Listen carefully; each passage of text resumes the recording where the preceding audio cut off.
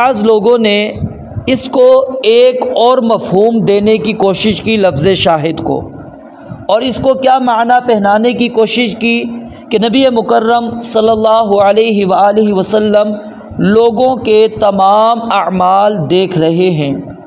آپ علیہ الصلاۃ والسلام ہر جگہ حاضر اور ناظر ہیں۔ کیونکہ جو بندہ کہیں پر موجود نہ ہو، کسی نے کوئی چیز دیکھی نہ ہو، تو وہ شہادت کیسے دے سکتا ہے؟ کہتے ہیں گواہی دینے کے لیے اس جگہ پر موجود ہونا ضروری ہے، اس جگہ پر جو معاملہ پیش آیا ہے اس معاملے کو دیکھنا ضروری ہے۔ تو لہٰذا نبی علیہ الصلاۃ والسلام تمام لوگوں کے اعمال دیکھ رہے ہیں، آپ ہر جگہ حاضر اور ناظر ہیں۔ لیکن یہ مفہوم انتہائی غلط ہے۔ کیونکہ یہاں پر اللہ رب العالمین نے خود وضاحت پیش کر دی ہے کہ انبیاء کرام علیہم الصلاۃ والسلام اور خاص طور پہ رسول مکرم صلی اللہ علیہ وآلہ وسلم وہ کس بات کی گواہی دیں گے کہ انہوں نے اللہ کا پیغام اللہ کے بندوں تک پہنچا دیا ہے۔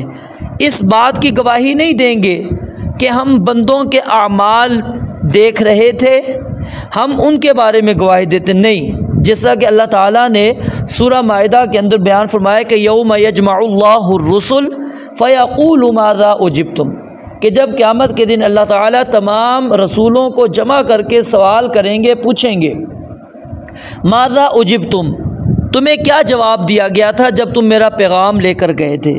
قالوا، تو کیا کہیں گے؟ لا علم لنا، ہمیں کچھ علم نہیں، انک انت علام الغیوب، بے شک تو ہی چھپی باتوں کو بہت خوب جاننے والا ہے۔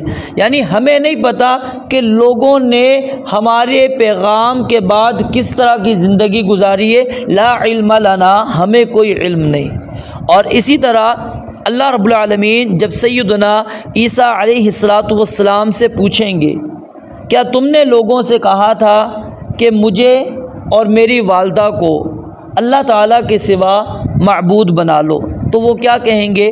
وَكُنْتُ عَلَيْهِمْ شَهِيدًا مَا دُمْتُ فِيهِمْ، کہ اے اللہ جب تک میں ان میں رہا میں ان پر گواہ تھا، فَلَمَّا تَوَفَّيْتَنِي، پھر جب تو نے مجھے اٹھا لیا، كُنْتَ أَنْتَ الرَّقِيبَ عَلَيْهِمْ، تو ہی ان پر نگران تھا، وَأَنْتَ عَلَى كُلِّ شَيْءٍ شَهِيدٌ، اور تو ہر چیز پر گواہ ہے۔ تو یہ آیات اس بات کی واضح دلیل ہیں، صریح دلیل ہے کہ انبیاء کرام علیہم الصلاۃ والسلام لوگوں کے اعمال پر گواہ نہیں ہوں گے۔ پھر سوال یہ پیدا ہوتا ہے کہ وہ کس چیز کی گواہی دیں گے؟ تو وہ اللہ تعالیٰ نے خود بیان کر دیا کہ وہ گواہی اس پیغام کے پہنچانے کی دیں گے۔ اور اس کی دلیل پیچھے بھی آپ کو بیان کی، دوبارہ کھول کر سورہ بقرہ آیت نمبر 143 آپ کے سامنے پیش کرتا ہوں۔ اللہ تعالیٰ فرماتے ہیں وَكَذَلِكَ جَعَلْنَاكُمْ أُمَّةً وَسَطًا لِتَكُونُوا شُهَدَاءَ عَلَى النَّاسِ، کہ اسی طرح ہم نے تمہیں سب سے بہتر امت بنایا۔ کیوں بنایا؟ تاکہ تم لوگوں پر شہادت دینے والے بنو اور رسول تم پر شہادت دینے والا بنے۔ تو اس آیت سے کیا مفہوم نکلتا ہے کہ قیامت کے دن رسول اللہ صلی اللہ علیہ وسلم امت پر گواہی دیں گے اور آپ کی امت لوگوں پر گواہی دے گی۔ اگر یہ اعمال کی شہادت ہو تو شہادت دینے کے لیے پوری امت کا حاضر ناظر ہونا لازم آتا ہے۔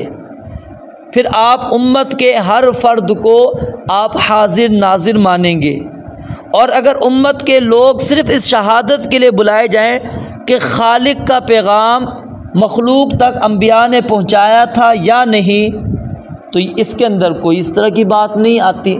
تو اس لیے جہاں پر اگر ہم شاہدن کا معنی یہ کریں گے کہ رسول اللہ صلی اللہ علیہ وآلہ وسلم حاضر ناظر ہیں، لوگوں کے اعمال کو دیکھ رہے ہیں، اسی لیے آپ گواہی دیں گے، تو پھر سب کے سب لوگ بھی حاضر ناظر ہیں، وہ سب کے اعمال دیکھ رہے ہیں، لیکن کوئی بندہ بھی یہ عقیدہ، یہ نظریہ عام لوگوں کے بارے میں نہیں رکھتا، تو اس سے یہ بات ثابت ہو گئی جب عام لوگوں کے بارے میں آپ کا یہ عقیدہ، یہ نظریہ آپ کہتے ہیں غلط ہے، تو اسی طرح رسول اللہ صلی اللہ علیہ وآلہ وسلم کے لیے لفظ شاہد سے یہ بات نکالنا یہ بھی انتہائی غلط ہے، اور یہ اللہ کے نبی علیہ الصلوۃ والسلام کی تعلیمات کے خلاف ہے۔